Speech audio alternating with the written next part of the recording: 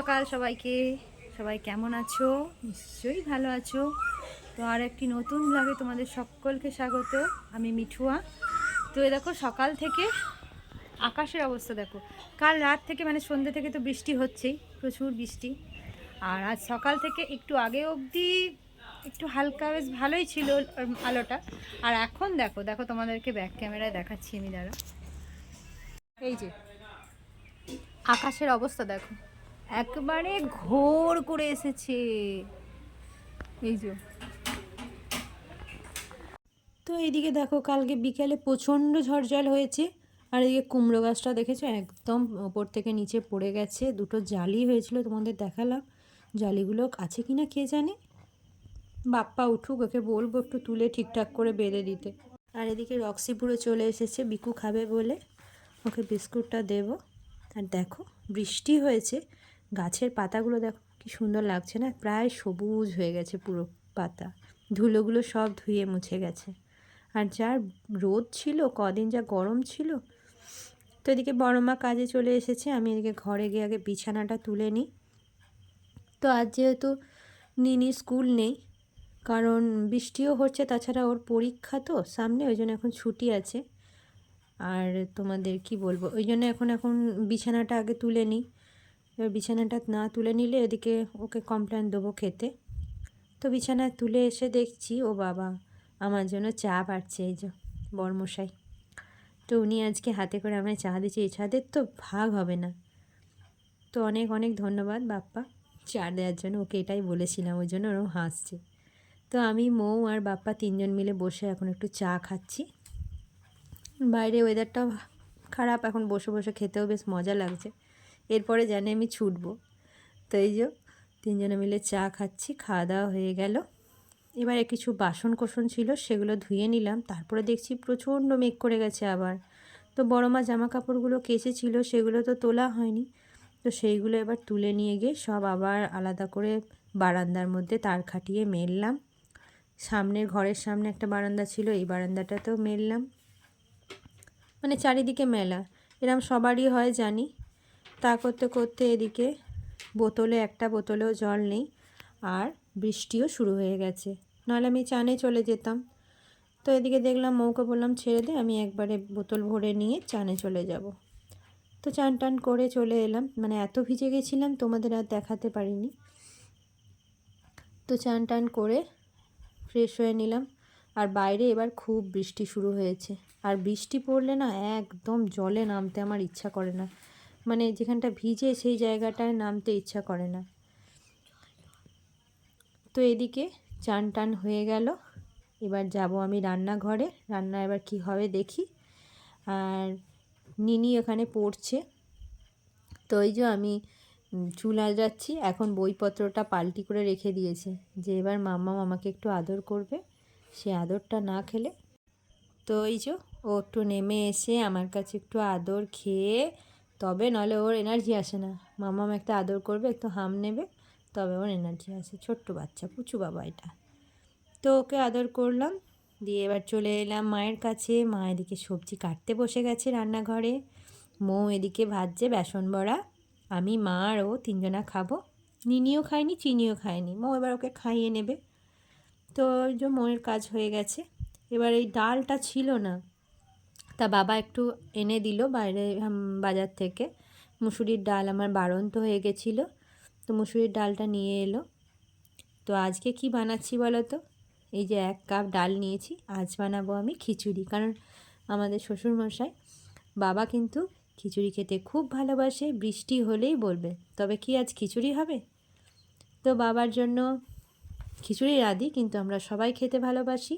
আর গরম গরম খিচুড়ি বৃষ্টির দিনে তুলনা হয় না, এত ভালো লাগে, কিচ্ছু লাগে না। তো এই একবারে হাঁড়িতেই নিয়ে নিয়েছি, দিয়ে আমি একটু না নুন দিয়ে দিয়েছি, 2 চামচ নুন দিয়ে দিলাম। এতে কি হবে, ভাতটা আর ডালটা দুটো একসাথে গলে যাবে। আর এই যে পেঁয়াজ কাটছি না, এটা আমার বাবার রেসিপি।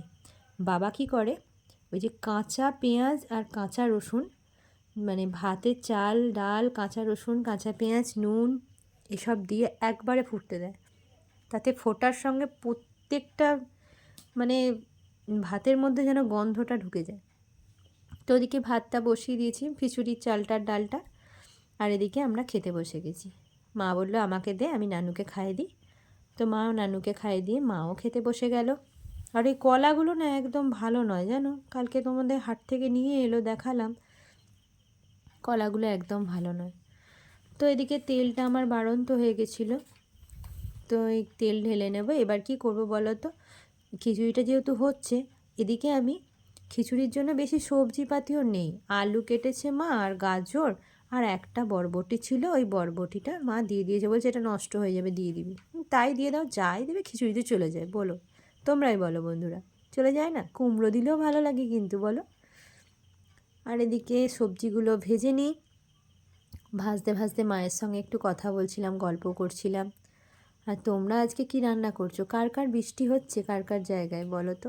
আমাদের এখানে তো বৃষ্টি হচ্ছে, অনেক জায়গায় হচ্ছে, আবার অনেক জায়গায় হচ্ছে না, তবে আমাদের এখানে হচ্ছে। তো মা বললো, মাকে জিজ্ঞেস করলাম, মা সবজিগুলো ভেজে নেব? মা বললো হ্যাঁ, আবার ভাজাটা কিসের জন্য রেখে দিবি, করে নে। আর এই খিচুড়ি এই বসালে এই এক সমস্যা, 14 বার আসতে হয় নাড়তে, নাহলে তলাটা লেগে যায়, আর সেই ধোঁয়া ধোঁয়া পোড়া পোড়া গন্ধ হয়ে যাবে।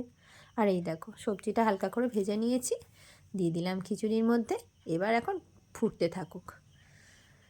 তো এই যে খিচুড়ি তো চাপিয়েছি, দেখলে তো কেমন ওয়েদার, এবার দেখো কি অবস্থা আকাশটা, রোদ উঠে গেছে।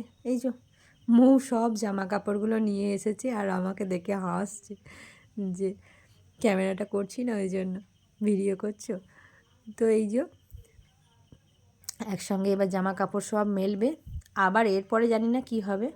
তো ঘরে চলে এলাম, এই যে সবজি পাতিগুলো ভাজছি, পটল ভাজা, একে একে অনেক রকমের ভাজা করেছি, মা কেটেছে, পটল ভাজা, কুমড়ো ভাজা। এই কুমড়ো ভাজাতে একটুখানি মিষ্টি দিলে খুব ভালো হয়।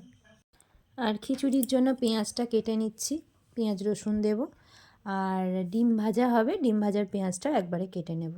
আর এই যে দেখো মেয়েটার ছেলেটাকে দেখো, না দুষ্টুমি করছে, ওই জন্য ওকে রান্নাঘরে নিয়ে এসেছি, আর এখানেই বস, এখানে বসেই তোরা খেলা কর, আমি রান্না করি। মৌ আর মা দুজনাই গেছে চান করতে, নাহলে এখনই উঠোনে নেমে চলে যাবে।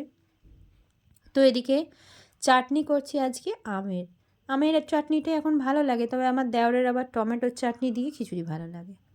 তো ওই যে আলু ভাজা, কুমড়ো ভাজা, পটল ভাজা, বেগুন ভাজা, এই ভাজা চাটনি করেছি। আর এদিকে খিচুড়ির মশলাটাও চাপিয়ে দিলাম, নাহলে দেরি হয়ে যাচ্ছে। দিয়ে ঝাঁটটা দিয়ে নিই, আজকে রান্নাঘরটা অতটা অপরিষ্কার হয়নি, ওই জন্য ঝাঁট দিয়ে নিচ্ছি, নাহলে মুছতে হয়। তো তা করতে করতে ওই দেখো মেঘ মেঘ করে এসেছে, মা বলছে তাড়াতাড়ি চ জামা কাপড়গুলো তুলি। মা ওই দিকটা তুলছে, মৌ এখনও চান করে বেরোয়নি, তবে বেরিয়ে গেছেই মনে হয়। তো জামা কাপড়গুলো তুলে ওকে ডাকলাম, ও নিয়ে চলে গেলে ওরা এগুলো মেলে দেখা, তারপরে আমি দেখছি। তো এদিকে আমার খিচুড়ির মশলাও রেডি হয়ে গেছে, তো খিচুড়িটার মশলাটা দিয়ে দেব। কটা বাজে দেখো, বাজছে 1:10 এখনও বাজেনি। তো ঘরটা পুরো অন্ধকার, কারণ বাইরে প্রচণ্ড জোরে বৃষ্টি হচ্ছে, এই যে ভীষণ জোরে বৃষ্টি, আর এটাকে খুলে রাখা যাচ্ছে না, নাহলে আমার এই গ্যাসটা নিভে যাবে, বানানো হবে না। আর এই যে চার্জার জ্বেলেছি, রান্নাঘরের অবস্থা, বাইরে দেখো, এই দেখো বাইরের এই সব অবস্থা। তো তোমাদের যদি আমার ভিডিওটা ভালো লেগে থাকে অবশ্যই লাইক করো, কমেন্ট করো, আর সাবস্ক্রাইব করে আমার পাশে থেকো, কারণ তোমাদের ভালোবাসা না পেলে তো আমি এগোতে পারবো না। তো চলো, সবাই খুব ভালো থেকো, সুস্থ থেকো, মিলেমিশে থেকো, টাটা।